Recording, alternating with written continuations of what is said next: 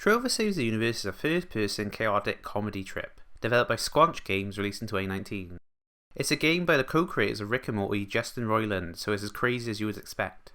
I was a big fan of Rick and Morty for the first 2 or 3 seasons, but it fell off for me. So is this game as good as the show? Let's find out. You play as a Chairtopian, whose dogs have been kidnapped by a mental alien who shoves them into his eyes to become a god. Yeah, the game only gets crazier from here. This is where Trover, an eye monster, shows up at your door. He's normal looking, but his eyes are 2 little creatures. You will team up with him to save the universe and get your dogs back. Well, that's the basic setup. Feels like an idea that could fit into the episode of the show nicely. I'm going to talk about the gameplay first, as I feel like it's going to be easier to explain that than the fun nonsense that's happening during the story. Because you're a Chairtopian, you can never leave your chair or move. Trover knows this is why it gives you the ability to control him. So you'll control yourself with the camera and Trover with the controller. You'll move Trover to warp points which will warp you to him. That's how you get about. Trover is simple to control at first, he can only move, jump and attack. Throughout the game you will unlock upgrades like a double jump and a glide for Trover, and for yourself you'll unlock the ability to move vertically and be able to move and throw objects in the environment. You'll be doing a lot of platforming, puzzle solving and combat during the game. All are pretty simple. Jumping about is never difficult, it's always made up of simple jumps. I did have an issue with depth perception sometimes. Like for the life of me I could not make this jump between leaves. I couldn't tell if the top leaf was further or closer when jumping. This was because of the camera angle. They tried to help you by showing a little circle beneath Trover to show where he's going to land, but it wasn't always helpful. I don't usually have a problem with depth perception in games, maybe because this is also designed for VR, it's messing with my brain somehow. Combat felt very similar to a Lego game. It was basically mash attack until the enemy died. They tried to spice it up with different enemy types like ones with guns or ones with shields. But none were challenging at all. It's not trying to be hard, it's just not what the game's going for, but considering how much combat is in the game, I would like to have a bit more depth. Puzzles are okay, they're quick enough to solve to keep things moving. If you take too long, Trover will normally spell out what you have to do in a humorous way. Sometimes the puzzles are the joke. Like there's this one bit where you have to solve a button puzzle, but I'm pretty sure it's impossible. This is so Trover can make a bunch of jokes about it, like maybe we should look up the solution online, or they told him this wasn't going to be a puzzle game. Whilst playing you have to keep a lookout for power babies. These net you health upgrades when you find enough. They are hidden in levels, some will have to be broken by Trover to collect, and others you can just zoom in on. So the gameplay is serviceable, it feels like it was designed for VR first, that's why everything's so simple. It's more of an excuse for the humour in the story, so how's that? The story is very chaotic, absurd, doesn't take itself seriously at all, but most importantly, it's funny. The story is mostly just an excuse for jokes to happen. You will travel planet to planet doing various simple objectives like find an object or talk to this person, but it always becomes way more complicated than it needs to be in a hilarious fashion. Take example one of the first levels. You'll have to find a crystal on a planet. When you land you're going to be greeted by Mr. Pop-Up. He keeps popping up to annoy you. He has the crystal you're looking for, but will only give it to you if you kill his neighbour. Mr. Pop-Up wants him dead because he's built his house in a non-build area. Very over-the-top reaction, but funny. Once you have a chat with his neighbour, he'll offer you a crystal to kill Mr. Pop-Up because he's super annoying.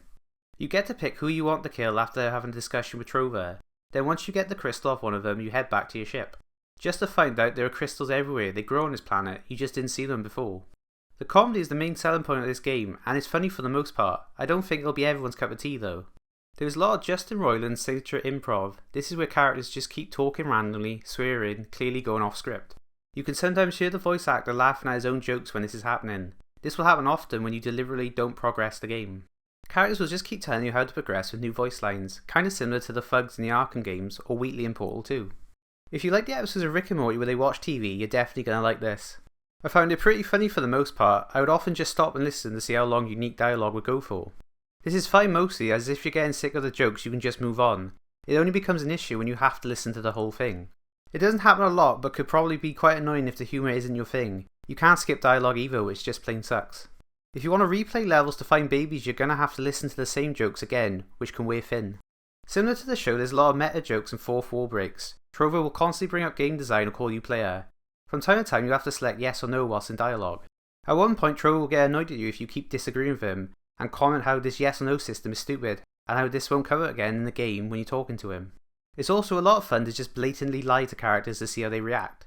Like there's this one part where Trover is talking to his boss about how the stakes are being raised, and the boss will ask you if you agree. And I was like no, so the boss was like, hey, why are you lying to me, Trover? It's a lot of fun seeing how the game reacts to your actions. You can interrupt characters mid-sentences just to see how annoyed they get at you. One of my favourite jokes is where Trover wants to leave and he's like, you'll get to play with a different Trover if he's gone. Like a trans Trover who's voiced by a real trans person, or an Irish Trover who's voiced by a real Irish person. We're very proud of that. Or a black Trover who's voiced by a white person. Yeah, we kind of whitewashed there. Another great fourth wall break is when you meet Bath Guy.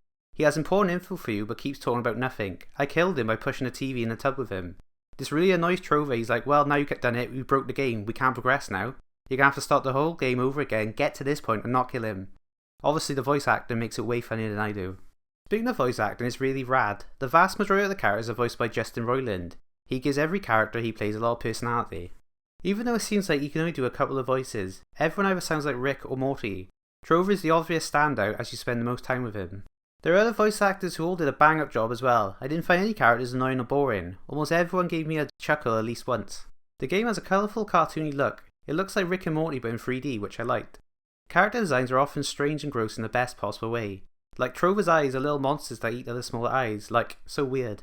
The animations help support the humour. When Trover is talking he'll gesture a bunch with some taken straight from the show. The cartoony design also helps the level stand out from other games. Every level is bright and colourful. The actual level design itself is nothing special, mostly just straight lines for you to progress through. I didn't know where this fits in, but before you start the game it'll ask you if you want the game to be censored or not, but I couldn't tell which button was highlighted. Like, look at this.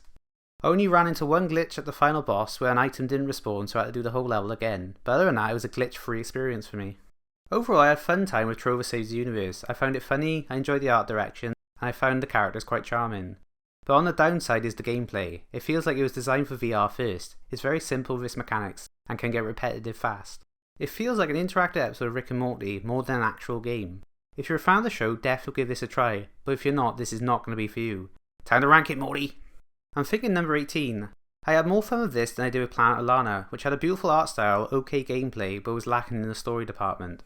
So Trover's going above that because of his fun campaign, funny characters and cartoony art style. I can't put Trover above Oddworld Stranger's Wrath, which may not have had a stronger narrative but was definitely better in the gameplay department as it had quite a bit of depth. The Oddworld universe is also quite unique and charming. So yeah, Trover's new number 18. Now if you'll excuse me, I'm off to shove a seed way up my butt, Morty.